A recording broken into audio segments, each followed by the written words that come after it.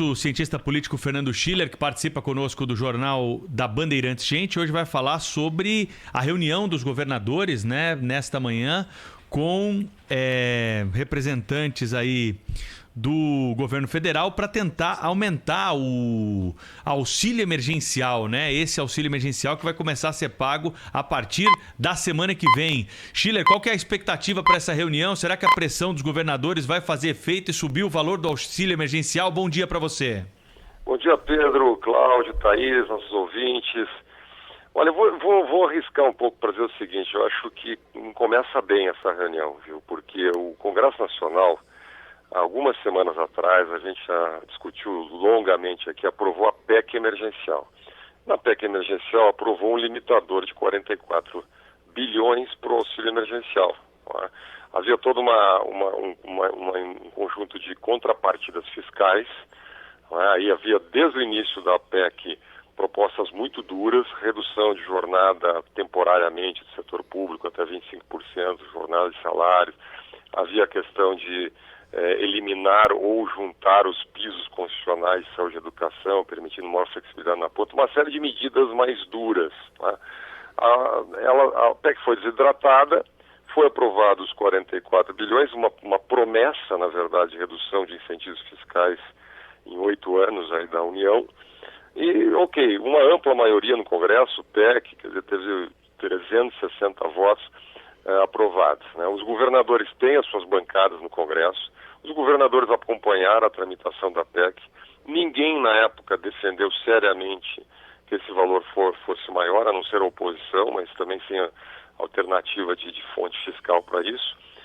E agora, quando o país parece engrenar numa certa convergência, o governo editou uma medida provisória disciplinando os valores do auxílio emergencial.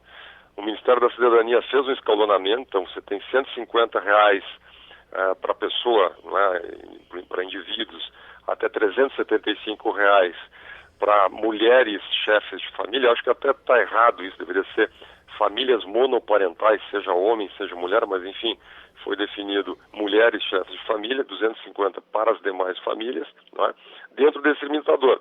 Começa a ser pago agora, segundo o presidente, dia 4 ou 5 de abril.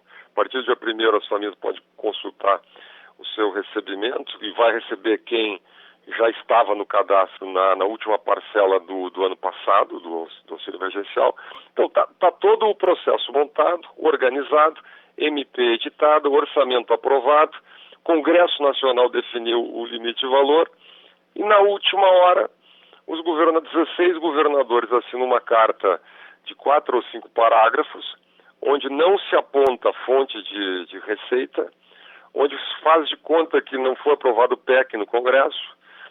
Ainda cito que os noticiários falam em 150, 250, R$ 375, como se os governadores soubessem disso pelo noticiário, e apoiam uma proposta que, na verdade, é da Campanha Nacional pela Renda Básica, que é uma campanha de ONGs no Brasil, que propõe a implantação de uma renda básica no país, de R$ 600.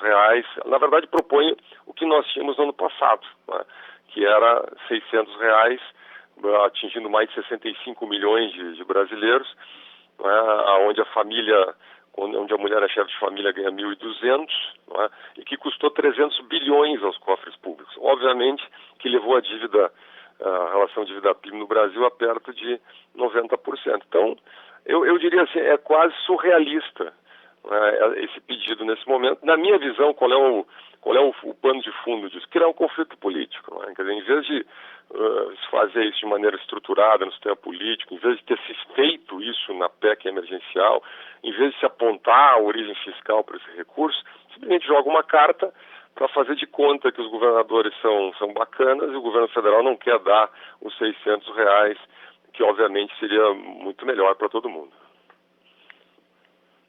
Então, e a gente assiste, muito bom dia, Sheila, e Bom a dia, gente assiste aí nessa questão dos governadores, né? O que, na verdade, essa carta representa é o seguinte: eles criaram como é que eu diria, o discurso para o seu próprio povo, né? Um discurso político. Diz, olha, nós até que tentamos, mas esse Bolsonaro tem uma cabeça dura e ele é que não quer pagar mais do que nós queremos que ele pague, né?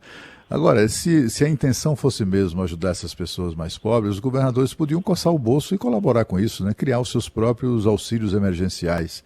Os governos estaduais e municipais, o Sheila já se referiu a isso aqui, fecharam o ano de 2020 superavitários, com muito dinheiro em caixa, por várias medidas, mas por várias razões, mas a principal delas foi aquela medida aprovada no Congresso Nacional para compensar a expectativa de perda de receita ou a perda de receita em relação à qual havia uma expectativa definida em orçamento. Só que a receita não caiu como se esperava, muito pelo contrário, em alguns casos até subiu, e o dinheiro ficou sobrando. Então tem dinheiro sobrando nos estados, né? Por que eles não criam os seus próprios auxílios emergenciais? Se a intenção fosse mesmo ajudar as pessoas mais pobres, eles já teriam... Aliás, alguns governadores até já fizeram isso. Mas a gente vê claramente que a carta é mais uma coisa de jogar para a plateia, né? Olha, só uma observação ainda, quer dizer, alguns governos têm já algumas medidas de transferência de renda, mas totaliza um bilhão de reais no país inteiro, quer dizer, isso não é nada, é quase nada perto dos 44 bilhões que o Congresso aprovou por endividamento público. O que o ouvinte, eu acho que é importante prestar atenção, a gente prestar atenção, que esse dinheiro não existe.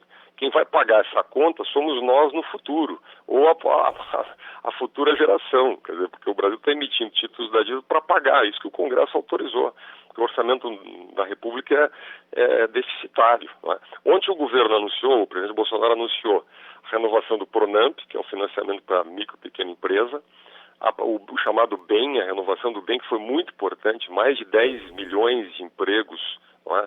Segundo o relatório do Ministério da Economia, foram preservados, é o financiamento para redução de jornada, né? e cancelamento ou suspensão temporária do contrato de trabalho. Então imagina, tem uma padaria, um restaurante, uma pequena empresa, média empresa, precisa suspender 3, 4 meses para não demitir ou reduzir a jornada e o salário, você tem esse financiamento. Não é?